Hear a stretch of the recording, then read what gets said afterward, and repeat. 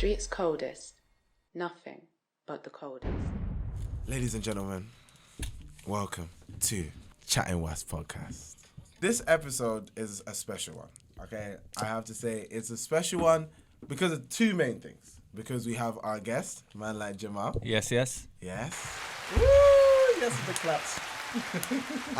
And secondly, because sadly but happily, it's our last podcast in this room, guys. Yeah. It's sadly our last podcast in this room. Basically, we're gonna move over to the studio that we have got, me and Jamal, over at Purple Room Studios, and we're doing a little setup in there. So we're just trying to get all the equipment and that sorted. By the way, the link in the description to book Purple Room Studios is gonna be down there. We're based in the Northeast. All of the details will be there. But yes, those are the two main reasons why this is a special podcast. You might be thinking, where's Casey? Man like Casey lacked, guys. He's late, as usual. He is late. KC. And the funny thing is, right, when he walks in, we need to like do something for when he walks in, like to call him out. What can we do though? When he walks in, guys, he's gotta be ready. People at home, that's your boy. Him, so it's an internet. That's your boy. That's different source. You know what? No. I have a better idea. Okay. So the first question he asks, no one responds to it. No one, we all just look at him, and then we just look back to the camera and move on to something else. That's pretty good. What's the subject that we move on to? Submarine. It has to be. Oh yeah. Yeah. Okay. It's kind of weird how they never found that submarine. You know. Oh yeah. What is the update on that? Oh, What? Okay, yeah. no. So someone, because the thing is with me, right? Like with my news, like I'll take it in from social media. I'll look at it if it interests me. But like I saw too many people talking about it, so I didn't look into it. So I just know the basics. So what? So like, is it a couple millionaires or was it one millionaire that went in the submarine? I would say it's a couple. It was a couple millionaires. Yeah, So it a was couple about rich. four. And a billionaire. There was a billionaire in it. Okay, so a couple rich dunnies. So Yeah. what, they decided they wanted to go see the Titanic. That's what it was, right? Yeah. So they got on the submarine, go down, and then what? Things weren't calibrated properly? No, or? basically imploded. Like when they went down, and because of the water pressure, their submarine imploded because the submarine wasn't built to go down that How far. are they that rich but didn't pattern it? Bro, it's I don't know. They controlled it, like the steering and just operations were controlled with a Logitech gaming. Yeah, like a full-on PlayStation controller. Like yeah. at that point, how far controlling? can you take things before you're like asking for it? You know what? I feel like they all did it when they were like high or something, right? They were all in a room together and they were like, guys, let's build a submarine. But none of them had any mechanical like knowledge. They were just like. But the thing is as well though, right. the actual owner Yeah. was on it. Yeah. Like, so The he must actual have owner of the trusted thing. it. Yeah. Oh yeah, the Oh. CEO of the company, Yeah, and he was on and the thing is, they had other tests with it and it failed. So I don't know what made them think this time around You know it was what? gonna go This through. is it. Man like Jamal, welcome to the Chattin podcast. How does it feel? Is this your first podcast that you've been on? Do you know what it is? I think this is my second podcast. Like, Jeez, who was the first one? I did one. I did one with the Ads Lad TV. Shout out to that TV. Yeah, a few years ago, and it was a new experience because I'm not. You know what I'm like. I'm not one of them people that I don't really jump on camera. Do you know what I mean? Yeah. Like, I don't really talk like that, but I'm excited, man. Yeah, I'm excited. I feel like speaking on the camera thing, especially, I think you've. Look who's calling, guys. Oh, is it KC? The lacquer himself. Pick up, put him on speaker. Put him on speaker. Hello. Yo, you've just ruined a beautiful moment, you know. Man's listening to Batman like pussy tonight, another light. The lacquer, guys, and don't forget, that's your boy, okay? That is the line. That's your boy, okay? As I was saying, so Jamal, speaking on, that kind of camera confidence, right? I feel like you've come so far from when we first began trying to get you on camera. I feel like everyone has in this TV, especially, man. You know what it is? Oh, It's why like, you gotta bring me? even though Panther, what you're like, 7 years younger than us. Yeah. It's like a proud dad. You know, when the moments when like they're teaching the kids how to ride a bike and then take the stabilizer off. Like It was- every time I jump in front of the No, camera, I'm it's like, telling you. you're getting better. Like, well done, you're getting better. I'm literally hyping him up because it's like, Bro, I remember camera out, trying to bring a camera of mine and be like, no, get off, man, get off. Like, get off. And I'll show him a video, be like, nah, man, my hair doesn't look right. I was like, bro, come on, like, pattern it and get the confidence in front of the camera. And you've come so far, bro. Like, Thanks, everyone has, like, everyone in the team especially has gone far. So, in terms of, like, you, who's Jamal, right? How did you get into the industry? Let the people who want to get into what you do and what you know, let them know about you. How did it all begin, your journey? I'm 28 now, just turned, getting old. Jeez. Guys, no. Take off the hat real quick and show Nah, them. man. Bro, look at the face.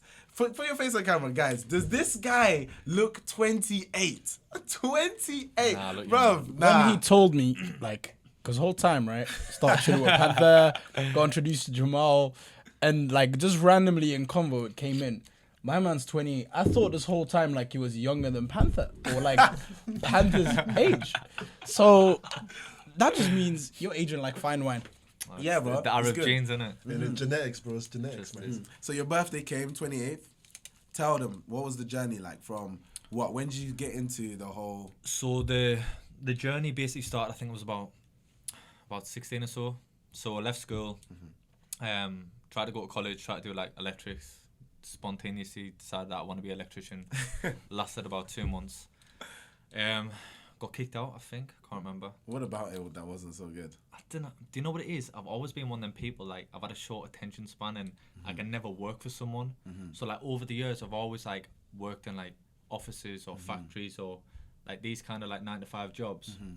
And I'll literally suck it out for, like, a few months and I don't know. Like, it's one of them things, like... Just never sat with you. I feel like ever since I freelanced, like, I knew that's what I wanted to do. It was Like- the best way you worked, innit? That was the best way I worked, yeah. Yeah. It wasn't because any of the jobs were bad, you know what I mean? Like, I enjoyed my time at, like, the different companies, and obviously I'm grateful that I learned different things in different places I went. But yeah, it was just freelancing for me was the best option. But I think it all started when I was, like, 16. I was on some course, and, like, they did loads of things on courses, like, trying to get people into college and this and that, like, and I was always, like, walking about with, like, headphones in, and one of the people on the courses was like, oh, Jamal, like, you always listen to music, like, why don't you go work in music? I'm like, how? I said, I can't sing, can't rap. And they're like, oh, why don't we put you in a recording studio and just see if you can find your feet there and do something? So I went down to the studio, the Bunker, in Sunderland, and I remember at the time I was, like, sitting there and I was, like, carrying the band's, like, records down to the gigs and... Do you know what I You mean? were like a busboy then. You busboy, carrying the like, water, making the just coffee. is, like, watching them set up and that, and I was like, this is interesting, but, like, I didn't really want to be, like, in that scene. It was, like, a rock scene at a time. So you hadn't found hip-hop at this point? You hadn't found any... Like, or, I like, you were always- listening to it then? Or, Yeah, oh, always okay, cool. listen to hip-hop, and, like, but obviously that studio was, like, a very, like, rock-based studio. And did you like rock at the time, or was it just like a rap? You just... Like, classic rock, do you know what I'm saying? Yeah, Like, yeah. one or two tracks, but I remember I was speaking to one of the engineers, and I seen him, and he was producing a track for somebody at the time, a client, and I was like, I want to do this, like, I want to produce music. And he was like, oh, I started at Gateshead College, enroll. So September came enrollment, and I remember I went down, and the vibe was just electric. Like, I remember, like, going in the college and Oh, seeing- Gateshead College. I know a little Yeah. thing about that too. I went there like just a month ago. I stopped going now. Yeah, but when I Beautiful remember place. walking through, like, the studio corridor, and I just heard all the music coming from the different rooms and the DJs, and I was like, I want to do this. And Yeah. I remember I enrolled, and then from the get-go, like, level 2 music production, literally you learn everything. It's like DJing, production, mixing, mastering, so you can kind of, like, See filter what down you to want what you to want to do. Yeah, Yes. exactly. Yeah. So I did my first year there, and then I enrolled in Newcastle, my level 3, and then just booted off from there, really. Mad. Oh, wait there. That's your boy. Ah. I had to that's your boy. I hope you guys did it as well. You know that pause. I know you guys saw it. Hi, by the way, I'm back. The lack today was not my lack. The lack was bestowed upon me by the videographer, cameraman, and whatever the lackings take him to, Coda. So long story short, Coda said to someone that we know that I had £50 to send them so they could pay for something on the card, and then they would give me cash. And he'd already said yes by the time I was, like, still in the house. So they were already, like, on the way to do this. So I had no way of saying no. I was like, cool, I'll wait. And they even offered to drop me off, so it was a plus. But I was also with my girl. So I had to book her an Uber to town, wait in my own house for these guys to pick me up. And I'm just getting spammed.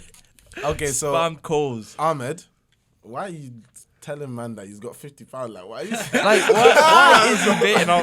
It's Like, such come a on, random bro. thing to say for someone. Like, Yesterday, because the same thing happened yesterday. huh? So yesterday you told someone else he had £50 as well?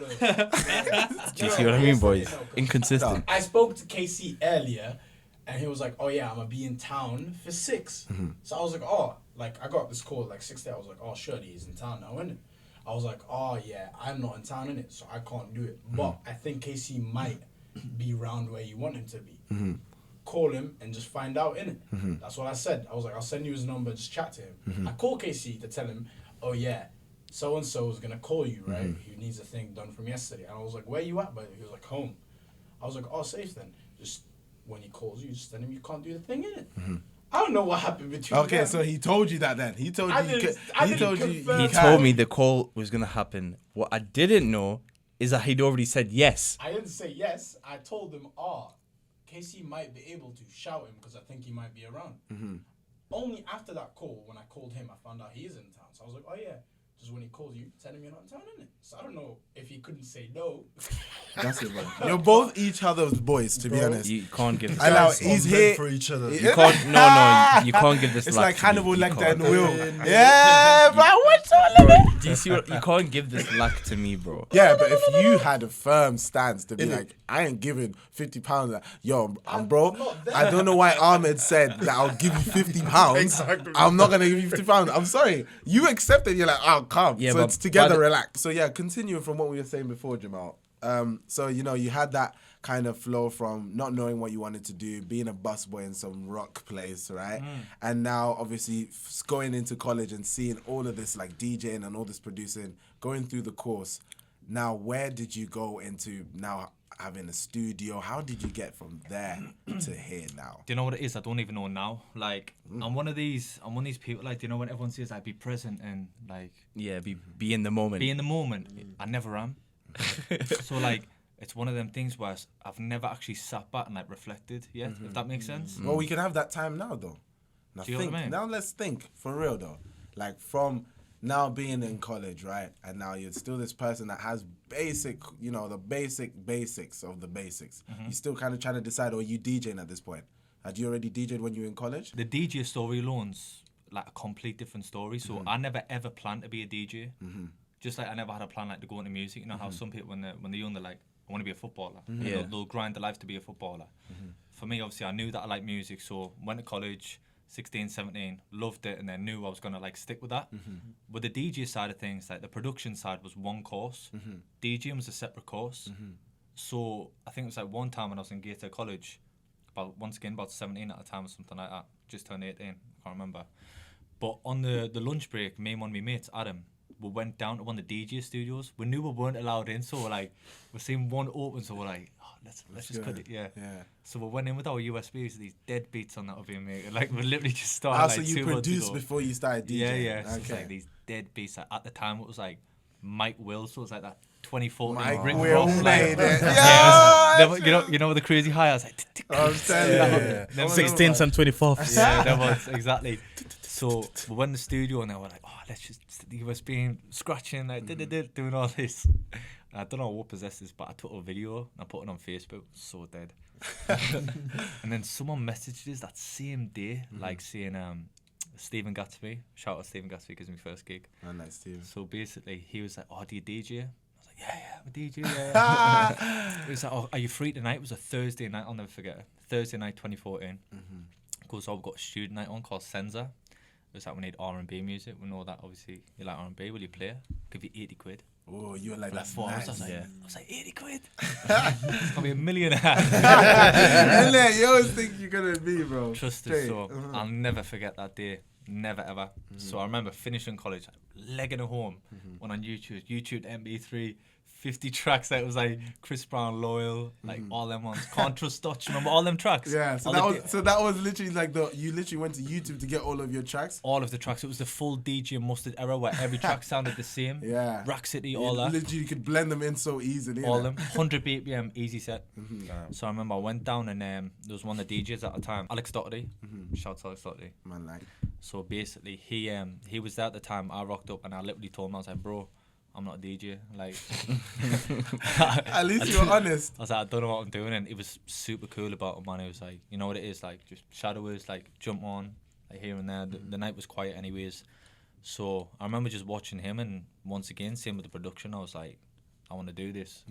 So I think over the next like few weeks, few months, I went and shadowed Alex at his gigs, and he played the music that I wanted to play anyways. So it was like R&B, urban music, and he gave us like my first batch of music, as my first USB, my tracks on, helped us out. Well, he gave you all the tracks as well. Yeah, he Mad. gave us, he set us up. He gave us the tracks. He told us what software to jump on, and from them, man, I just grinded, contacted people, saying I'll do a few sets for free in the city, Sunderland at the time, and just slowly just built a name up. Got my first gig residency at Lola's. It was like 2015. And I was there for a year, and then just branched out. Yeah. Went from there. Well, so seeing like, okay, so I'm trying to be in your shoes here, right? So I've just learned how to DJ. I've been making beats for a while. Beats are all right, but are you now focusing in your head at this moment in time? Was it, I'm going to take this DJing thing serious? Or is it like, I'm just doing this DJing thing because I can do it and it's fun, but I also want to be a producer? Like, I want to make beats. Like, what was the drive at that time? At the time, I didn't really know. It was like, so when I started DJing, I started getting paid from DJing. I was still meant to be in college, but I dropped out. So it was like, right, I'm getting paid from DJing. I'm enjoying it. Young, narrow mind, I was like, I don't need college. Do you know what I mean? Yeah. So dropped out of college when I was at Newcastle at the time. Started DJing football. Semi-full time, I was still working 9 to 5 during the week. And then obviously DJing the weekend. Hoping that I would get enough DJ work to leave that at the time, but it was very inconsistent when he first started. And yeah, I think it was between like 2015 to 2017, I was still like just working weekends, and then started to get more and more work. Broke into Newcastle, did a few clubs in Newcastle as well. And then I decided like it was a dumb move leaving college. Like if I was going to do it, I might as well do it properly and get a degree. So I went back. I don't know why they took us back, but I managed They're like, no, I'll give you a second chance. I managed to blab my way back in. I think because the time as well, my lecturer, Nick, he was so cool about it. It's like, you didn't just drop out for no reason. Like, you dropped out and you stuck in music. Yeah. Do you know what I Like, mean? you actually did something and you weren't trying to just like leave your life away, innit? Exactly, yeah. So they got us back, got me head down, got me degree. And then that was like 2019. So I still carried on DJing, and I was like, I want to take the production like to a next level as well now, because I've been doing this over the years. Like, what's the next step, kind of thing, and how to make a career and how to make money from it. And then round about the time, Dappy from N-Dubs was on a tour, and he came to Sunderland, and I got asked to support him as a supporting DJ. So I went, and one of my mates at the time was like, "Oh, why don't you just go take a USB stick, like try your chances?" And still at the time, like the beats weren't like 100%. It was that mad Afro swing, like Oh, the Afro swing that era. era. Yeah, you know what I'm saying? Like What happened to Afro swing for real though? Another time. That's another one, innit? But yeah, man, I remember I was like, you know what? What's the worst that can happen? You're not gonna lose anything, are you? I'm sure you had like a catalogue of beats at that time though. How did you decide? Like, obviously, did you just put all of them? Bro, Or was I just winged it, you know. Like I'll stick like 10 beats on the USB. I'll not like overload. I'll stick 10 half decent beats. Even now I look back, I'm like, I would never put that on. But once again, I see this in podcasts and interviews all the time. Like, they'll always say like your best beats are either they haven't took the longest, they've been like the quickest turnaround, or it's always the ones that you think are the worst. Yeah. They always turn out to be the ones that you'll get signed off or get the placements off. Do you know what I mean? So yeah, I went down to the gig. I remember finished the DJ set. Obviously, it was gassed. Used to love Endos. Fanboy. I was trying not to fanboy at the time. I remember speaking to one of his team that were on the stage, Dan, and I was like, "Oh, I'm a producer. Like, would you try and give this to Dappy after the show?" And he was like, "Yeah, no worries." So I didn't think anything of it. Next day I went back to my office, you know what I'm saying, shirt and tie. Yeah, back to the 9 to 5. Back to the 9 to 5, yeah. Little Get bit. to wear jeans on Friday. Jeans on Friday, pizza in the month, yeah, all that. I got a call around about lunchtime, Yeah. and it was him. It was Dan. And I was like, no way. Like, what's happening? Do you know what I mean? Why are you calling me randomly on Like, that? honestly, I was like, I didn't believe it at first. And he was like, oh, what you saying? Blah, blah, blah. I was like, cool. He's like, oh, one of your beats. He was like, we were playing that when we left the show. We were driving to another show in Sheffield. I was like, you know, Dappy start freestyling. I was like, no way. I was like, what's going on? And he was like, yeah, can you come down London next weekend or something like that? And I was like, oh, yeah. Went down. He was like, oh, I want to sign the record. And then after that, do you know what I did? This is too funny, man. I walked into my manager's office that day. I was like, I quit. He's got 2 gas.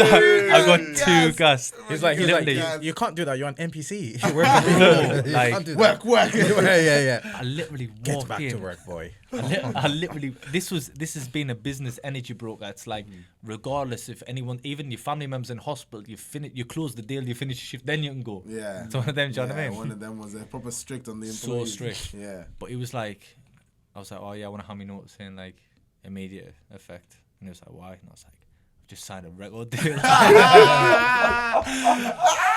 Yeah, you're millionaire. dream. I That's swear to God, bro. Yeah, that's a dream. I felt like, 50 Cent giving me a diatribe. I was like, I'm rich.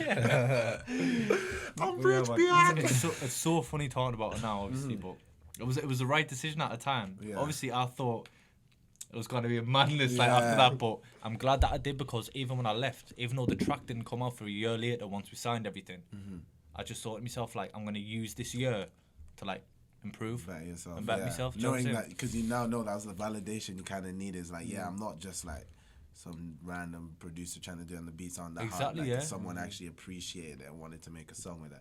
Out of curiosity, what track was it? It was a Expensive Touch. Oh, So it was meant to be. Mention. It was meant to be just a single for Dappy, but my manager, Dan, who I give the USB to, he signed like a management deal at the time, and we're still back and forth. Shout out Dan, best guy in the world. Dan. Yeah, I love Dan, bro. It's Yeah, sick. Dan, so sick. I love Dan as Grateful, well. still. grateful for everything. Man like Dan. But yeah, we got lucky at the time because one of the executive producers we were working with at the time, Noisy, he's produced for some of the biggest UK artists like Gigs, Krypton Conan, etc. Like some of the like big hitters. He managed to get Noisy on the feature along with EM as well. So which was meant to be just a single. Yeah, so That's just lit. so which was meant to just be a single turned into have like 3 like dope artists. So I was like, You banged Yeah. it. Yeah, it's So nice, sick. isn't it? Yeah. so sick. I did that shit. So in that moment when, like, like speaking on it specifically, because obviously we at the Streets Code, it's like we advocate for artists trying to do things independently and not try and jump on these record deals so quickly, right?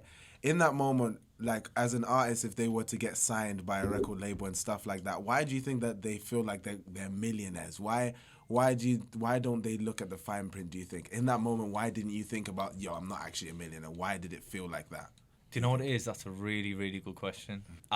It's just gas at the time. I think it's everything that you see on social media, like regardless if it's a record deal or just a single deal or just a placement, like people don't realise that there's loads of different avenues. And they just see what they see on social media with artists. Like they don't know what's going on behind the scenes. Yeah. It's only now people are starting to understand record deals and because of social media. And that's why people are going down the independent route, which personally I think is obviously the best route. But yeah, it's just at the time, innit? It's like you're thinking something's happened that you thought was impossible. Yeah. That you yeah. only see in films. Yeah, that's true. And when you see them in films, it's like, oh, he just signed a record deal and now he's rich, he's famous, Exactly. and everyone loves Yeah, you yeah, and your exactly, music. exactly. Yeah, but that's not kind of the process. And thinking about that, obviously, you just said there that obviously, like, you know, people are starting to be more clued up on record deals and stuff like that. Whilst you've been in the industry, what kind of like weird things, you don't have to mention any names or whatever, is there any kind of snaky kind of movements that you've seen or deals people have tried to put you into? Yeah, I'll not get into it too much, but Yeah. No names, just situations. yeah. There is. Just know that obviously the real talent are the ones that they're not up there, do you know what I'm saying?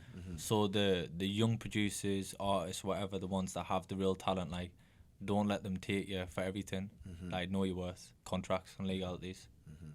Because they will. If when- they can get it, they'll take it. And when getting into legalities, like if I'm some rapper, and one of my songs just blew up on TikTok, man doesn't really have like manager, I don't have a manager, nothing, and some record deal is trying to give me, like they always flaunt the big money, like, oh, 1 mil record deal, but you're selling like 5 albums and you're selling your soul and shit like that. Yeah. How am I supposed to know, like, yo, let me go to a lawyer, like, what do you recommend someone to do, like, in your situations with the people you've been around? To be honest, I can't speak too much on that because, like I say, I've only been in a situation like a handful of times, and I'm a producer, so it's Different a little from bit artists. different to artists. But if you're getting approached by them people anyways, you should know that obviously your value. It would be beneficial to invest in a lawyer or, you know, an Because it means independent you're gonna get solicitor. it back if they know Exactly, they're yeah. coming to you, innit? Yeah. Exactly, yeah. I feel like people need to just kind of do like more research into their own careers and think about, okay, if I'm gonna do this independently, what is that route and what is the team? Because like I said, guys, like everything that you want to do, like you need a team. Like the importance of a team is really important. So speaking of a team, how has a team or teams helped you in your journey so far to get to where you are? Who's your helpers like that? You, man, you're my backbone. Honestly, man, come on. shouts to Panther, man. Ever since I met you, when was it? Do you remember? Bro, I don't remember Swiss's the date. house. In Swiss's yard, but I don't remember. Go on, the time. explain that. So obviously, shout out Swiss, man, like Swiss the Kid. Oh, by the way, just a quick one. The track that I did for Dappy, I produced that for Swiss. Is it actually, man? He was, Was he vexed? and it was called Postcode. He made a whole song and everything. But it happens. It had to happen, bro. It's all right. Nah, you understood. Yeah, he understood the vibes. But I feel like I was in the room with Swiss and I'd only known Swiss like a couple of months, maybe like a couple, even probably weeks, you know. And I went over to his to make some music, right? And I remember we were just like freestyling and that, and then he was cooking up and stuff. And then afterwards, like Jamal came and you had your decks for some reason. I don't know if you were going somewhere. I don't know. Did you have your deck or your backpack? You had your backpack and probably your Always laptop. got my backpack on, man. Yeah, you always had your backpack with your laptop. And then we chatted. That was the first time we met. We spoke, and like already on that day, like most of the friends that I'm friends with now, like obviously you make friends in your childhood and stuff, but I seem to have connect with people like in my older years, like with people who I can like conversation needs to be like I'm learning something from, you know. I hate speaking to someone I'm like, you're so like dull, so boring. Yeah, it's like I can't talk to you. Like they like gossip, and it's the only thing they can talk about. The 9 to 5 chat. Bro, Yeah,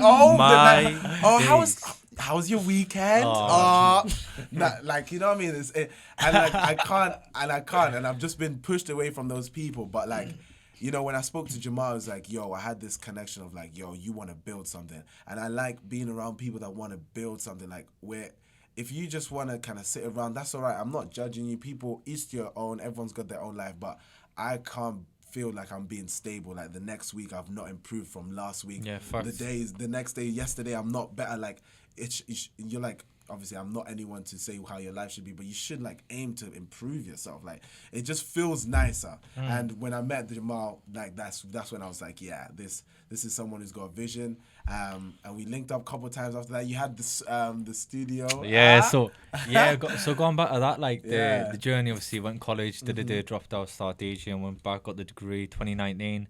So once I found out I was getting that track signed, I was like, I need to take it serious now.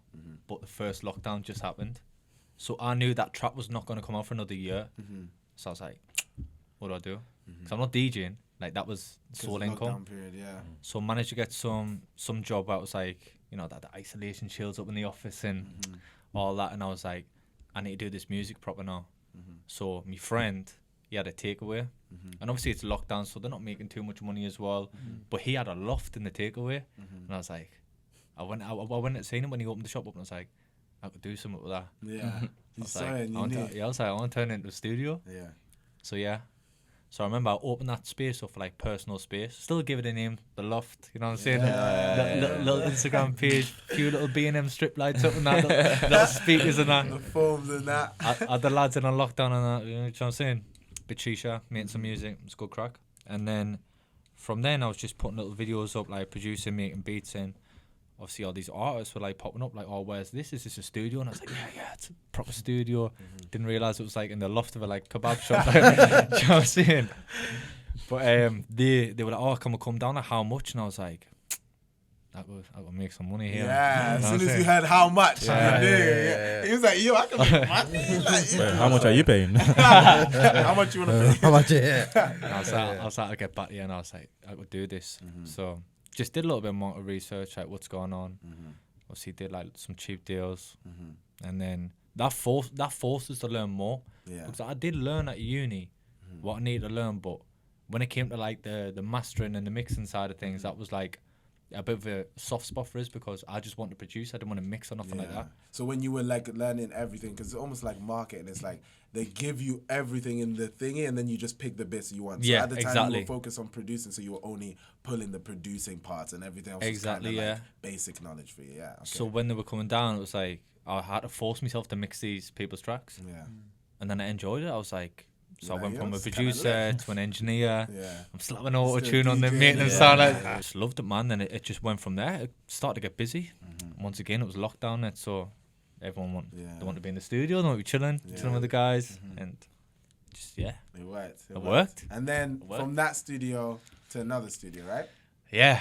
So stayed in there for about a year, built up a decent little clientele, and then it was just like, if I was gonna take it serious, it couldn't have been where it was. Yeah. Like, because I started to get more people through, and especially when some of these people that come through that pretty serious, like they're not all right walking through like a full on like kebab shop to get to start recording. You know what I'm saying? And like coming out and like smelling like grease and stuff. Sometimes that was a bit mad. Obviously at the time it was just it was a It set was up the thing. place, So innit? You had to take I what give you credit got. where it's due. Obviously that set us up, but I just knew from then like I needed some. To up it over. Yeah. So I found a room out of a building in Southwick, which was a small space, but at least I had like my own sort of entrance and stuff. It was And nice. I like that place. yeah, it was man. cozy. Homely. And Yeah, Ev- I remember the time. It was nice Me, studio. me and Gabby we went to your studio. Sunderland Yeah, ends. Yeah. it was a vibe. Still. Yeah, he had that dangling thing, that army thing. Imagine that. do you know what it is? Like it was a small little room, but it was a blank slate. I was like, I had like a big garden space as well, so I could do whatever from there. And then I remember put a little bit of money into it, put some decor up and stuff, make it a little bit more quirky, and then decide on the name.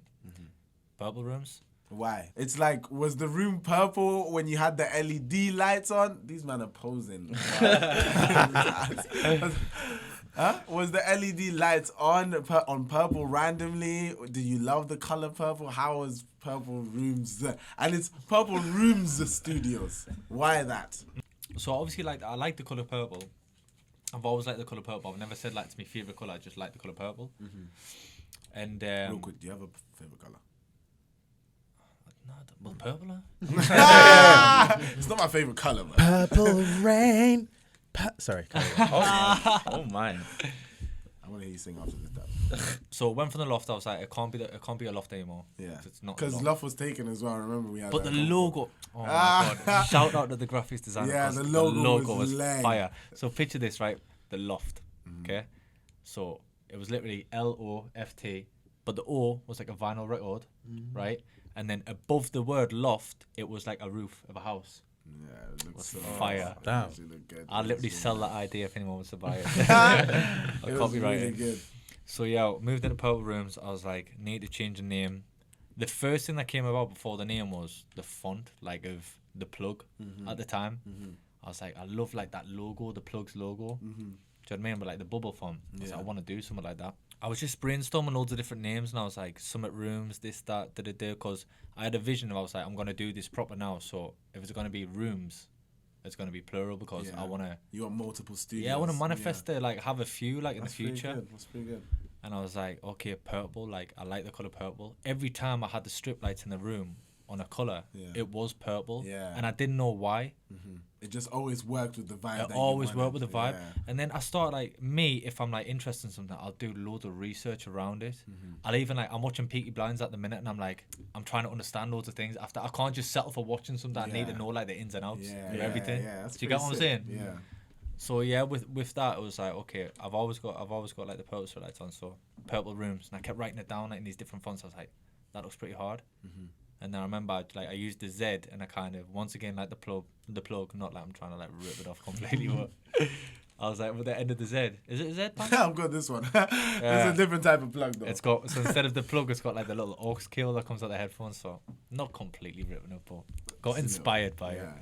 So yeah, purple rooms, and then it just gelled, man. Like everyone loved the name, so I thought, gotta keep everything purple, like keep it all branded. Obviously, you helped us out a lot with the marketing, always. So My guy. And now we're in the new space, bro. Like it's Bro, nice. It's got a unbelievable, man. bougie. Bro, Bougie. guys, you see it. Like I like when we do a studio tour, you know. That could be a video still. no, Studio tour. you need to know why we moved into Studio 3. first. Yes. Okay. Why did we move into studio? Polizia.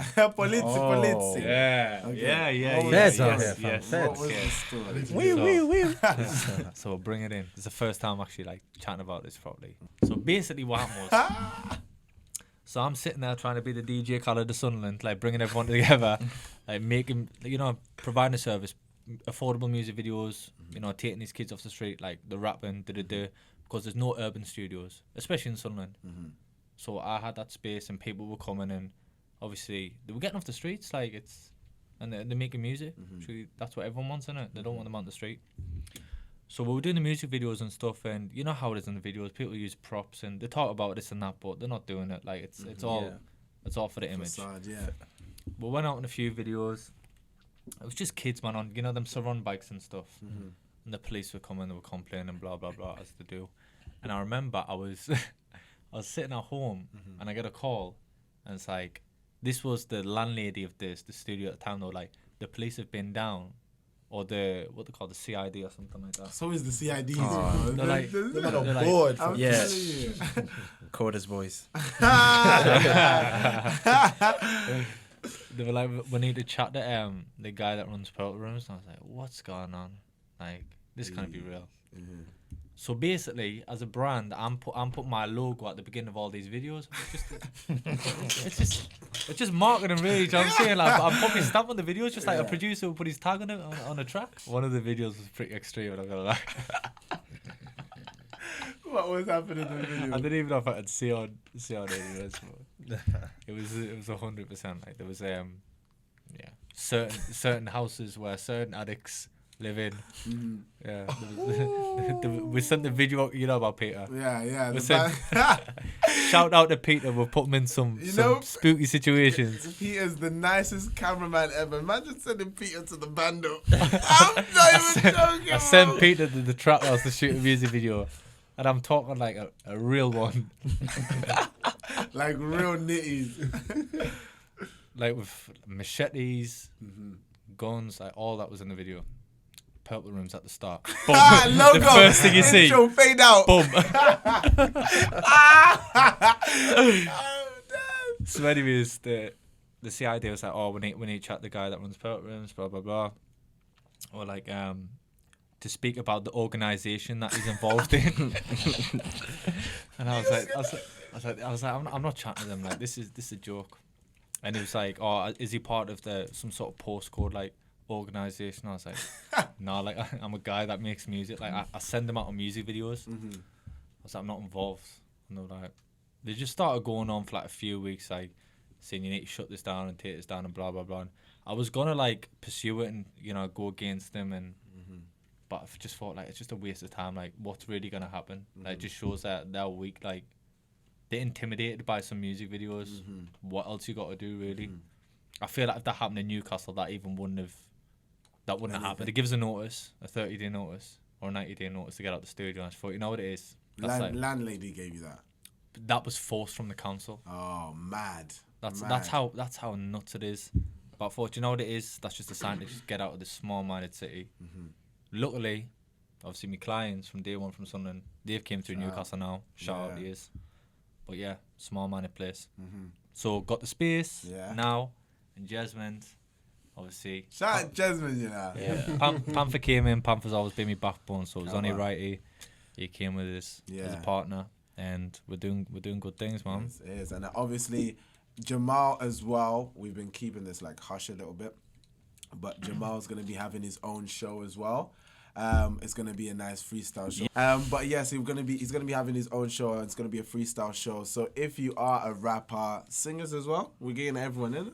Singers, we're not limited with genre. There you go. You see, the man himself. We're not limited by any genre, anything. If you think you've got the talent, there's going to be a form down in the description as well. And you can just basically sign up. Just give us your information, your contact details, and we will be in contact with you, and you can sign up for those. The man himself with the idea right here. The visionary. Casey, the visionary. Yeah, Casey came up with it. And obviously Jamal's been wanting a show for himself, like a freestyle show to do it, and it would be great promotion for the studio as well, you know? Do you know Like what? this, Another you thing know? as well, I actually want to give you credit. Like, it's mad because when I was, I can't say when I was younger, fucking hell. When I was younger. Say it, man. No. Say it. Say it with So, chest. I won't say when I was like your age, but like our generation, I'd say before. Yeah. No one was doing this. There wasn't so much entrepreneurship. Nothing. It was you worked or you didn't. You were famous. You weren't. You were rich. You were poor. Like there weren't no hustle. There were grinding. Yeah. And seeing it now, it's fucking amazing, man. Especially through social media. Everyone just going for it, going for a small business, doing this, doing that, pursuing what they love, and breaking out that fucking bullshit, that 9 to 5 and shit. Yeah, I So think that's what sick you to gotta see, do. bro. I think that's what you gotta do. Like, if you really want to do something in life, then go do it. It's like, of course, it's gonna be hard. Like, nothing's gonna be easy. But if you love it and if you like want to succeed in it, then just do it. And you can Like, make money from everything, Exactly. bro. If you put your mind when you're passionate about it, doesn't matter, bro. You can be a painter, make money. I think Look, that 10 the- ways to make money. the blueprint has been set by quite a lot of people. There's a lot of examples that you can take from, you know, even if you're looking at just podcasts, any type of podcast that you want to do, somebody else has probably done it and has been successful. So you don't even have to reinvent the wheel now. You just have to watch the people that went before you, copy and paste. That's what I think that the best thing about the internet is that you can look at examples and follow it. Yeah, You and know? I love that, you know, because it's like yes, I copied and pasted, but like everything is copied and pasted, but then changed. Like when the paste is not the same paste as KC's. Yeah.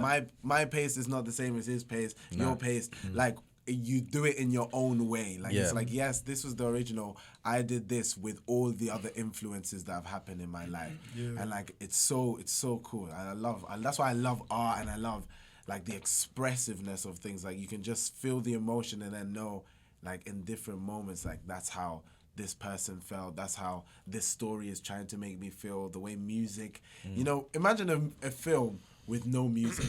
We talked about this on we the last literally podcast. talked about on the this last on the last podcast. It's such No, a but no, perfect seriously though, point. yeah, You know what I definitely, mean? man. It's Yo, a perfect example. point. Perfect example. Spider-Man, Into the Spider-Man. Oh my! Yo, listen. So we went right. So here's with me. Like I'm like here and there with Marvel, right? So like I've grown up with Marvel and that, but I've never been like that kid that's always on like Marvel or whatever. I've watched like Ben 10. I used to watch Disney Channel, and then I played video games for a bit. Then I went off all of that. I went off all of that, and then I was just like, you know what? I just started going out and stuff like that rather than anything else. So I was like not focused on Marvel. So then when I was like, okay, I've watched Avengers, watch all of that. It's lit, right? So I was like, listen, I'll go to this, and I saw what was the first one called? Spider-Man what was it? Into Spider-Verse. Like the first Miles Morales one. Oh, Spider-Man Into the Spider-Verse. Yeah, Spider-Man Into Spider-Verse. I only heard about it because of the song with Post Malone, and I'd seen stuff, but I was like, oh, it's cartoon. I was like, what happened to like the proper things? So I didn't rate it. At first, I was like, people are hyping it, but it must have not been all that. So then the second time, these men were like, come through. So I was like, alright, you know what? It's a vibe. I'll try it out. We'll see it while gone, right? Let's just say this day we were feeling very happy. You know, we were so happy and excited to go on this and just enjoy the movie and the colors, you know? So we got in and like we're chilling, we're vibing. I'm like, okay, let's see how this is. And I'm not gonna lie to you, wow. And going back to the point of like the music and how important it plays a part in it is crazy, because there was some scenes in that, and I love how they blended like a Spanish vibe to it as well. Then they had obviously like the heavy rock on that guy with the spots. It was beautiful, but it was nice. What was your take on it? How did you guys like it? Was That- it nice? That soundtrack was amazing. It was crazy. Like, I've never, like, even the first Spider-Man Miles Morales, the soundtrack was like it was just was so alright. beautifully made. It was alright. It was The like, second one It better. was but alright. but you can only imagine those type of songs working with that type of movie. Okay, I get that, but like me, I'm a dancer in it. Like I'm a pretty universal guy. I think about like different, like when I listen to music, I want it to take me wherever my mind is like portraying with the music. So like when it comes to the soundtrack of the first one, it was all right. I understood that the soundtrack was fit for that film, which I found it okay. But the second one, like, bro, it related to me a lot, bro, because like, bro, the music, it was there, bro. My favorite one is Link Up. But we're done tolerating. Yeah, That was hard, yeah. bro, Because you bro, that I would make a dance video too. Yeah. Bro, that's what I'm saying. Like they've just evolved it so much, and that like specific album, they just had Metro Boomin going. Oh, the madness. He Crazy, killed it, bro. fam. The he madness. killed it. He, Not gonna lie. he knows what he's doing for killed it. real. Like. And I feel like it's so crazy because I feel like a lot of maybe musicians and creatives out there don't actually realize the kind of opportunity that's outside of just making music video, get award shows and stuff. Like you can actually be in like a film and you can actually work with these people and like go other places, innit? Bugsy Malone. But Bugsy- yeah, oh, but wow. he is Bro. transitioned really well. literally like Smart man. his Smart mind, man. his mindset Bro, for like he's a UK artist. Bro, he's in Yeah, a Guy Ritchie smart. film. That's crazy. He was born a businessman, man. Yeah. Like Yeah. I almost feel like he just made music to like kind of use that Give as that a blueprint. boost. Yeah. To just look at him, man. Clothing line with JD, Oh man. working with UK like gangster films now. Like It's this guy, bro, crazy. he's I love that, you know. I feel like, and that's why I think I fell in love with the creative industry because like I think I'm almost like you as well. When it's like when I started off like trying to get into it, all it's like I started off just rapping, like it was all just, you know, rap battles at school, and then I'm just rapping, and then I'm doing school. You know, that's literally just it. So it got to the point where it's like, okay, like I want to do this music thing because like, yo, I'm getting streams, I'm getting people saying that they love my shit and stuff like that. But then it's like your parents also coming to you and saying like, yo, you gotta do this, you gotta do that. Like, did you actually get any backing from your parents? What was your parents like front with it all, actually? Yeah. like I'm laughing now because like it's one of the things where my mum's always supported us regardless of what I did. Like she might not understand like 100%. It's you always see all these music memes what are quite funny where it's like you'll go to the family dinner at Christmas and then you'll have that one like uncle or like, and it's like The you, drunk one. yeah you still doing that music thing. Like, Yeah. you could be doing anything. You could be like literally doing anything in music. There's always those aunties though. Yeah. Isn't it? But my mum's always supported us, like, in everything, regardless of what I did. Like, she's one of them, like, she'll go tell her friends, like, oh, like, Jamal did this and did this. So. But my dad, on the other hand, typical Arab. Like, Yeah, you didn't even you tell know the what I'm people chatting your about, mix. innit? You didn't You know even- what I'm chatting about. You didn't even tell the people the mix. Like, what's the mix? Where's your mum Oh, from? yeah, so mum's British, Yeah. dad's Egyptian. Yeah. Hence the name. White Jamal. Man, like White Jamal, innit? White Jamal. But yeah, my dad he's one of these stereotypical Arabs where it's like, regardless of what I do, I could be a DJ, I could be an electrician. He's like, are you making money? Like, how much you making? Yeah, he's always there to humble you. Yeah, trust it, He's trust always it. there to humble you, bro. Well, he's- You yeah, know not that. there. Yeah, Yeah, that's so- pretty cool because I feel like a lot of people may like experience differently. Like, Manny, what about you? How's your situation with your dance career? Because I feel like in being such a household where maybe your parents excelled in uni and they did this, they then throw this expectation on you. How did you tell them, like, listen, I want to dance, I want to be a rapper, I want to... The funny fact is, like, like my parents do know that I dance. Like, they follow me on every social media. Is it? Like- I blocked my parents. like, Standard. Amazing. like I would say, like, they do help me in some sense because, like, they at the end of the day, like our parents, they just want you to like succeed and then just be proud of yourself in it. So like, of course, they gave me like a few pointers, like, oh, when you do your dancing, do it with passion and do it well, because you can't do things half-heartedly. Yeah. Sure. Yeah. Right now I'm in a small hiatus because, like, I have to like figure out what I really want to do with this dancing thing. Coming soon, we're gonna do some stuff. Like the videos are gonna be even better because like bro, like the recent ones that I posted, it was good, but I know I can do better. Yeah, there's always better. So hopefully like soon when I start it, it's gonna blow. Yeah, and you will be able to do it, bro. 100%. 100%. It's good that your parents are backing you. Yeah. Daps, what about you?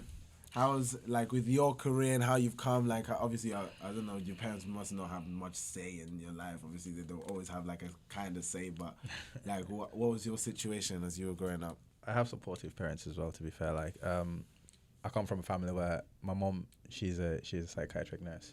Oh man! So she's already dealing with people with mental health problems. Yeah, my parents do that as well. Still, that's crazy. So she was really good at talking to people and understanding my countenance. You know, what I wanted to do is I wanted to fly planes. I wanted to be a pilot when I was growing up. You know, so that's what I wanted to actually do, and that's what I was passionate about. And that was the one thing that my mom was terrified about. But when it came to music, it was safe for her. She was like, "Okay, you can fly planes or make music. You're not playing piano at 33,000 feet. You're on land." So yeah. she was happy with that. So obviously, yeah, she supported my music type thing. But I never really took music to be a career. You know, I've ended up being a musician now by default. But actually, I didn't set out. I didn't set out to go play music. I just happened to be I guess what I would consider to be a good enough keyboardist. You know, like I could play keyboard well, and I took it for granted because I didn't realize that I was playing good enough to be in bands. I didn't even realize I could make money from playing keyboards. I remember the first ever gig I did. I went out to it was this venue out in Dublin. My friend called me. It's like, yeah, we've got like a 30-song set list. Learn it, come perform it, and you get €100. Mad. And I thought, all right, cool. I didn't learn any of the songs. Got to the day of the gig, I decided because I play in church, and I've been playing tunes that I've been playing for years. Yeah. So I got to the point where I wasn't even practicing anymore. I was just showing up, and I just knew if you called one song, I got it on luck. So when I got to this gig, right, it was the day of, and the gig was like, let's say 7, and it was like 12. My boy shouted at me, he was like, "Yo, my guy, so how are you with the 30 songs?" I was like, "Yeah, you know." It was like, "No, but you've got to know every single song." It's like, "Come from my yard right now. Let's run. He was a guitarist. Let's run through the tunes still." I was like, I say let's. I turned up and realized that I didn't even know 28 of the songs. How many did you know? 2. Like because was it not church music? What no. music? It was like Bruno Mars, and then it was like Beyonce, and then it was like it was just everything, man. I just thought I was gonna rock up and like, because the thing is, I can play by ear. Yeah. So naturally, if you put music in front of me, if I listen to it like 2 or 3 times, I know what one. Yeah. But the difference is, when you're playing like in a cover band, the keys is. It needs to sound like the album. Because after you, the DJ is going to go up and play the actual track, and it's going to sound lit. So you as a band, your job is to make it as seamless as possible. Like, they need to look at you and go, nah, they're talented. You know what I'm saying? Yeah, that's one thing I actually want to ask you, Wally, on that topic. So I seen it recently when it was a D Block were headlining Wireless. So every time you go to a concert, you could have the DJ. Say for example, you go see Drake. You could have Drake's DJ and he'll just play the track. He plays one dance or whatever. Yeah. But they always have a band. And they always spice up the track. Yes. So what's the process behind that? 'Cause it always sounds sick. They can either kill the track or completely make it. They practice before actually doing it. They they always practice when they do that. Like before they go to the concert, they practice before that's so the best example for it is seen in Afro beats at the moment. The best, bro, you good? He lost. The best. He was trying to get that out so much. Yeah. You lost. Don't smoke marijuana. I have no idea what you're talking about. I have no idea. Yeah. His mom's gonna see this podcast after. His mom's gonna be watching. She's gonna be like, "I don't support that dancing anymore." No. So this band and DJs performing together is reminiscent of Afrobeats music, and I think it works really well because Afrobeats music in itself has that sort of vibe where you want to swing to, you want to play in a certain kind of way. So the DJ is getting your half there respectfully, but the band is really, you need that. If you look at Burna Boy's performance, actually, Amazing, man. yeah, if you look at Burna Boy's performances with his band, The Outsiders, I actually know the boys from The Outsiders. Swear. Oh yeah. I know. His main saxophone is Bishop Sax. Shout out Bishop. He used to actually play in my church in Newcastle. Wow. Before he went on tour with Burna. The That's reason amazing, why, man. That's the reason amazing. why I'm playing in my church is because he had to go on tour. So he called me and go, "Yo, I'm off with Burna. Come take my job as MD at church." Right. So Crazy, bro. quick plug-in story there for you, man, that are watching. Crazy. But going back to the whole thing, I think that you can have a good blend of DJ and band, because the DJ is gonna hold the track in the sense of the stems. You know, when you're producing, you've got your stems, so you can mute things like vocals, you can mute like BVs, backing vocals, you can mute whatever you want so that the band can fill that space. Yeah. So wherever there was meant to be keys 1, keys 2, backing vocals, the only thing that they're gonna leave on there is like whatever Burna needs for it. I'm using That Burna as is an example. literally what I was just about to ask you there. Yeah, but I was that's going what to I wait do. for you to finish. Yeah. Because you've got the DJ playing the track. Yes. However, the artist might want to be like, they want to emphasize on, I don't know, say they've got a saxophone section. Yeah. Okay, that's like a pretty basic production saxophone section just for the track. However, we want to emphasize with it in front of 20, Yeah. 30,000 people. Yeah. So Loads of them, we'll yeah. get actual sax people into perform it more. Sounds so hard. And as sometimes they well. don't even really use a DJ. Like I've done gigs where it's just a laptop in it, and you've got like something like Mainstage or Ableton, and I don't need a DJ, but I've got the exact track that everyone listens to just without all the things I don't need. Yeah. So And I've Just got, strip out the stems. yeah. Right, so now the band, and the thing is like you rightly said, Manny, like the band is practicing for hours. I know that Burna Boy's band, you're not gonna mind me saying this, practice like 9 to 5 like a real job. No way. When I've got my Yeah, boy it Bishop, needs to be, cause 6 days a week. you can't flop on a It's- big stage like that. You know it's what a I mean? job. Like when I Yeah. call him, it's like we're not on break yet. Bro, it's like 9 to 5, Monday to Friday, 6 days a week. Burna Boy's band is in there practicing, bro. So yeah, they've been doing it so much you can't flop, man. So another thing as well, bring this to me question. You just said that, because I'm really intrigued by this now. Yeah. So when you're saying it's like a 9 to 5, Yeah. I always thought, do you know when you got people like dancers for example, Manny, Yeah. if you're Beyonce or Rihanna's backup dance at the Super Bowl, like that's a big deal, Oh, innit? yeah. Now I was thinking like, are they getting like a big fee just for that one day, or are they continuously like on a wage? Yeah, that's how Throughout? like keep being paid. You know, yeah. is it seasonal? Is it right? You're practicing for the Super Bowl in 6 months, so we're going to give you 6 months worth of wages to Yeah. practice up, and then you I don't. think- You're going back to your That's city how- or whatever. What's the Like, contract? What's the Yeah, contract? I think it varies. Like I can only use examples from the industries that I've heard. I've had friends that have gone on tour. I've played with bands. I just got back from Romania, boys, obviously as well. So you know, it's them ones where like Yeah, the all stories are expect looking lit. Bine. Multimesc. But it's one of them ones where like, you know, the setup is different for every band. So for instance, like big bands like Burna, like if you're playing for like, you know, One Direction, it's a different situation because that's a job. So some of those guys will actually put you on a salary like a real job. They'll say, look, you're going to play for Burna, but it's a 60K, a year job. Do you want to do it, yes or no? And that comes with this bonuses, that comes with health insurance, this, that. And it's a company. And the company sorts you out. You get me? Now, if you're going sort of like further down the scale, it can vary because it might just be like you said, you're going to go play this gig. It's 2.5 bags just to do that. The next gig is in 2 weeks, and that's going to be 3 bags. Like some people do, and then you're a contractor. You're not working as a payee now. Do you get Facts. me? Do you know what I'm Freelance. saying? So it just depends on how big the setup is. Burna Boy, them man are on a job.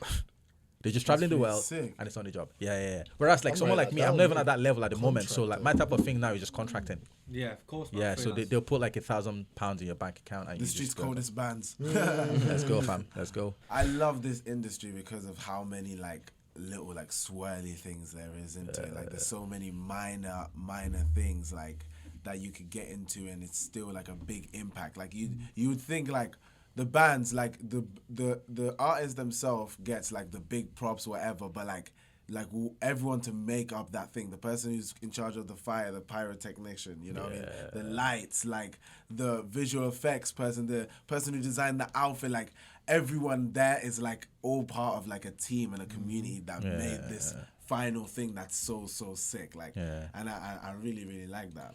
Let me finish that story about, you know, that first gig that I flopped. Yeah. So I got there to my boy's yard, innit? So we started playing the tunes, and I realized very quickly that I was a waste man. And also on top of that, now I developed a headache on the spot. My head was back, bro, Your head because just knew. my head just started to bang, bro. Yeah. I was fucked, Your bro. body knew you were in trouble. Now my boy, bless him, man, he had he really believed in me, man. You know. I'll never forget Ali Donald. You know, shout Ali Donald, man. He believed. He's like, bro, you're one of the best keys player I know. And now I was letting him down in his own yard, in his own fucking living room, you know. So, anyways, it's too late. It's too late now. It's too late. We're going to the gig, innit? Like, I'm just gonna rock up. And it's not that I'm not good. Like, I'm good enough that like upon the fact that I was flopping, when the tune comes on, I can still within like a minute, I'm playing it. Good. That's how good I am, though. But I took the piss. I should have learned my stuff. We get to the gig, I flopped. Right, we finished the gig, and it's 100 euros going around amongst the band. My boy comes up to me and was like, "Daps, you smashed your first gig." I was like, "Are you serious?" I was like, "Bro, that was rubbish." He was like, "Here's your money." We shook hands or whatever. We left, and I realized I made a promise myself that day.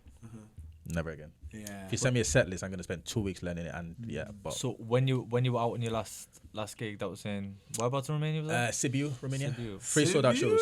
That me out. Three sold out shows. 3 sold out shows. So bro. what was that like? Tell us about that. Yes. So yeah, love boys, love. So that was pretty cool. So I was out with a band called CK Gospel Choir. So for those who don't know, CK Gospel Choir, they've been around since the 70s. It's a gospel choir. They're pretty up there with the likes of Kingdom Choir. Kingdom Choirs were the ones that did Harry and Meghan's wedding. And the way I like to tell the story is so Kingdom Choir played for Harry and Meghan, and as soon as they finished that wedding, the MD called everyone and said, "Right, you man are gonna have to quit your jobs because we're good." Nice. Because you just played for Harry and Meghan. Yeah. We're touring now. Nice. Now we're playing venues where like we're getting 50 back. But anyways, so you're that's I can't wait to say that. That's like, yo. No, actually listen to what you just said, right? So the band that you're in played for Harry and Meghan's wedding. So the band that I'm in is they're pretty up there with the band that played for Harry and Meghan. I feel like if Kingdom Choir didn't get that, round of applause, boy.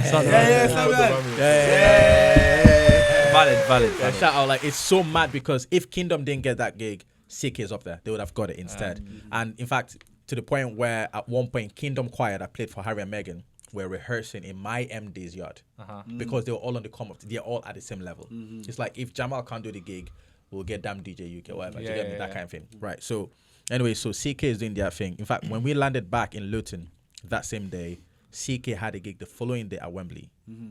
And then on Thursday, because we landed on the Monday, on Tuesday they're doing Wembley, on Thursday they're doing Windsor. That's how busy they are. You know, they're doing all over, right? So what do you when you travel in different places, like that's so crazy. What do you think of like are different people in different countries, like in the audience, like did they react different to the music? Like how's Romania, for example? I think I'm saying that because I've been to Romania like 10 times. I've been to a few festivals. My girlfriend's Romanian, so I've been loads, and I feel like they just love the music. They appreciate it regardless of what it is. Facts. I feel like you don't realize the work you're doing in the UK until you step outside. So you're thinking Newcastle, right? But when you're putting out content and you're doing your thing, right? You don't think about Bulgaria. You're not thinking about Chattin, Turkey, that people might actually know the street coldest. Because it's not really appearing that way to you. But when you get out there and someone says, "Hey, can I please have a photo?" And then you're going, "Why? Do you know who I am?" And then maybe they even know who you are just randomly. And then you realize that, oh, okay, what you're doing is not just in Durham, it's not just in Gateshead, it's actually stepping outside as well. That's why you need to do it more. But I think that in general, people are very receptive out there. Every show that we did, it was sold out. People were the applause was just going, bro. It's worse than this. When you work in the UK constantly, you feel like that the UK is the world. Yeah. Until you play outside the UK and you realise how much people in different places appreciate what you do, even if they don't know who you are. 100%. It's mad. That's why I can't wait to travel, me. Yeah. Bro, we need to get out. Bro, you have to go international, man. Yeah. My as soon as I got back, the first thing that I thought, boys, was okay. Even if we can't travel as much, we need to make a way where, whether it's the street coldest, it's Jamal, it's whoever, book yourself, go to France for a week. Yeah, that's what we're gonna do. Just land in France. Go to a bar. Yeah. Yo, this is who I am. This is what I do. Oh, okay, no problem. We'll book you. and just do it, fam. Find it, Because yeah. the That's thing why is, I did it no way. bro, you just need to do that. And if you, Yeah. because the thing about it is people are gonna shy away. Oh, it's gonna cost peas. It's gonna fuck the peas, bro. Get the peas and go. Yeah. Backpack and go. That's what I learned. Yes, I learned that you want to travel to this because people in Romania were so receptive that if I'd come with the wildest idea, they would have jumped on it. Yeah, They would have been like, yeah, we need you. We don't really speak English anyway. So, we got you. bro, they didn't even have podcasts out there. And also, You could have gone out and set it up. It's, you know, another thing as well, Romanians are hustlers, man. Like, I met so many Romanians out there that I still speak to this day. Like, they'll go for something, man. Like, because it's one of them things where, like, in the UK, you've got stuff like benefits and stuff like people People can become choose, lazy. bro. People can choose to be lazy if they want to, right? Over there, like, and a lot of other countries as well. Like, there's no choice. Yeah, Like, it's you either either do do or a die, job that yeah. you either do a job that you hate just to break even, or you can chase something. Do you know what I'm saying? And like, I've met so many like startup entrepreneurs in Romania that grind at the business as well, like crazy. Yo. He's acting like a nitty. He's getting comfortable. That's it, boy. Don't you know this guy's a nitty? Have you seen the way he drives? He's like, Bro, one of those but guys, we you were know, he loves them ones. And then he like, this is what he does. Come on, we saw That's you your boy. lacking. What are you doing, bro? That actually is your boy. Like, he's what's damaging he the doing? camera, bro. I don't even know. Like, Coda, what's going on, bro? You're lacking. Why did you try and pull the bag? Why is he so Mid-video. disorientated, bro? Yo, for those out that this are out watching the at side. home, still Koda is behind the camera, isn't it? Yeah, Big round of Koda, applause, the like, big shout out. lacquer. One of the lacquers included this brother here. What are you doing, Ahmed? Wait, 1 second. You're still in shot though. Yeah, Wait, what's he okay. doing? Bro, I don't know. No. Okay, yo, are we out? Okay, cool. As you can see, we've been put right next to us. Right. This feels kind of Let's creepy, you focus. know. This feels so creepy. Wait, but everyone in shot. Hey, if you're claustrophobic, put your hands up. What? Man like Jamal has to leave. Guys, he's leaving. He's tired. He's been working hard. So thank you for coming down. How did you find it? Tell me, what's your thoughts? Do you know what it is? Sick. Yeah? Yeah. Was it different to what you had expected? What did you think was going to happen? I thought it was gonna be like, we were just gonna go through certain topics and this and that, but I didn't realize like that this podcast was gonna be like quite open. I didn't really realize the name in it, Chattin was, and I feel like I don't know much about podcasts. I've listened to a few, but that kind of setting where you're just sitting there and openly talking about certain things, like, and going through like a natural sort of flow, like it's interesting, man. I've really times just flew over. Like I've really enjoyed it. Yeah. Shout out to Dappy, shout out to everybody. Come on. First Shout out to Call, Daps it's amazing, bro. especially. Yeah. Guys, No. I because- can't take that all by myself. Shout out to you, man. Yeah. Shout out to Jamal for coming in as well. Thank you, Like you man. rightly Shout out the said, streets coldest. this Yeah, has shout been out a to fucking hang, boys. But yeah, 100%. come on. But yeah, I say specifically shout out to Daps because obviously this is going to be the last time we're here and we're taking in this place where this is we're not even the last time we're going to be here. The last time we're shooting Chattin West podcast here. But we back. We Listen, back. we just talked Yeah. about the video that we was going to let But you know what it is like it's that thing about like watching your brothers elevate. Yeah. Because like Same. my pride and joy is being a part of your journey and Yeah. seeing where you guys came from and where Yeah. you're going to, and I'm just so proud. So I'm proud and of you you've guys. helped so much, bro. Thank you so much. Appreciate that, man. And where are you going to be going? Obviously, you're going home, going to be getting ready. What are you doing? I'm gonna go home and chill, get some rest, be in the studio all day, and then gonna pack. Gonna go Italy on Friday. So yeah, it's gonna. Holiday or business? Huh? Holiday or business? No, we're gonna have a little romantic getaway with him. Come on, man. Say that. Lover boy, Jamal. Lover boy. Nice. Anything exciting going to be happening? Not really. Just gonna pop the question. So. What specific question is Yeah, that? I'm gonna propose, man. Nice. My guy. Listen, what's the dowry? How does it work in Romania? Do you have to like pay the dad or something? Bro, I'm going to Italy, not Romania. What do you mean? Yeah, but like now you're asking Oh. for the wife. Man said I'm going to Italy. Totally forgot about the wife. Yeah. Is there how Very- does Romanian culture work? Very traditional. Is it Christian So, Orthodox, like, yeah. So have Yeah. you Like already marriage asked the first, dad? then kids, all of that. I seen yeah. that. Have you asked I have you did. asked the dad? I did. It's Is like, it literally after I bought the ring. after? So you already knew. Oh, no, I knew, but it was still one of them things where like, How did I the was gonna- conversation go? I really want to know. Kind of like, no, good, but yeah. I'm not gonna say that. Can't. Proud of you, man. Yeah, fair enough. But yeah, that's really cool, man. I don't even know how my proposal is gonna be. Like, it's still, you're gonna make it special though, right? What's Like, the I've got a plan, man. I've had a plan for years. Yeah. Do you wanna give us? Does a plan? she know? What about the plan? No, does she know that like she's gonna get proposed to? I don't. It's one of them things that I think she's been expecting it, no? I think going to Italy. I think she's been expecting it, but like. But you've gone on holidays before, so it doesn't seem like. Yeah, but anything. not in like Italy. Do you know what I'm saying? Like Yeah. more time. Italy is special, fam. Yeah. More time when we've went away, like we've either went back to Romania to see her family and made a holiday out of it, or our dad's in Dubai working, so going to Dubai and then making a holiday out of it. Okay, yeah. If something Any pops up, anything in between is being me DJing. Yeah. So like Greece DJing, France, and obviously still make a holiday out of it because Yeah. because you're I'm getting there, paid to be in a innit? different Yeah. country, Yeah. so it just makes sense. But like now, this one was just like, let's go. This was literally like, and we've been together like 8 years in Damn. this month. Yeah. So just going to Italy for a week is just kind of expected. And women have I'm go- attention to detail as well. So it's like depending on like where you're staying, where you're trying to Exactly, like yeah, the things yeah. you're planning. She's like, this guy, he's onto something, man. 100%. And even like, what was it, 2 days ago, she was like, why are you being so stressed? Like, what's wrong with you? Like, why you been like this week? And I'm just dying to just tell her, I'm like, you know I'm fucking I want to marry stressed. you. Not even that, like, do you know why I'm stressed? Because I'm about to ask you what you're doing for the rest of your life. That's mad. That's really cool, Yeah. bro. That's really sick. It's mad Thanks, that, man. that Yeah. you gotta take that. But yeah, do you want to say a message to the to people? To the people.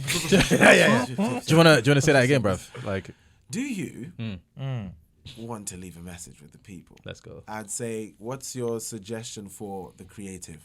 The creative looking down into the camera right now, watching this video. What is your advice to them? Hard question, you know. It's all. Do you know what? It's always one of them where like I always see this question in interviews, and you always get the most like stereotypical answers. Where you'll have an interviewer asking someone like Drake, like, "What's your advice?" Getting it this, and they're like, "Oh, just stick at it." Like, be honest. Or like one of them where it's like, just do you know? You know what I mean? Yeah. If I was to give, and I don't even feel like I'm in a position to give this advice, but if this was me seeing my younger self and giving this advice, I'd say it literally like, don't give up. Like, don't let minor obstacles like set you back. Yeah. Like, if you want it, you can get it. That's true, man. If you really like manifest into it, like, you will get it. And there will be obstacles that come in your way, but it's up to you to take them and stop, or just jump over them and carry on. Because you'll get there in the end, regardless when. Nice. Well, it's been amazing having you on the podcast, guys. And that's been another pod. Let's try that You again. can do it perfect. I got, yeah, you got me. Yeah. Hype Come me on, up. bro. Come on, Man, let's go, let's bro. go. Man, you got this, Let's go, bro. man. Man. Let's go. Believe in yourself. Alright. Thank you for watching, guys. That's been another. No. You did that one. No. Nah, Take you, three. no. You did That's that. your boy. No, he did that on purpose. Yeah. He was trying to see if you man are still awake. Yeah. Let's run that again. Exactly. No, I know what he's on. How do you know the vision? Bro, because you're a presenter, I know what you're Now doing. listen. Yeah, Alright, let's go. To be fair, I haven't been awake for a while. Okay. Thank you guys for tuning in. That's been another episode of the Chatting Was podcast, brought to you by the Streets Coldest. It's been your boy Panther. Boy, Casey. Taps. Jamal G. The street's coldest. Nothing but the coldest.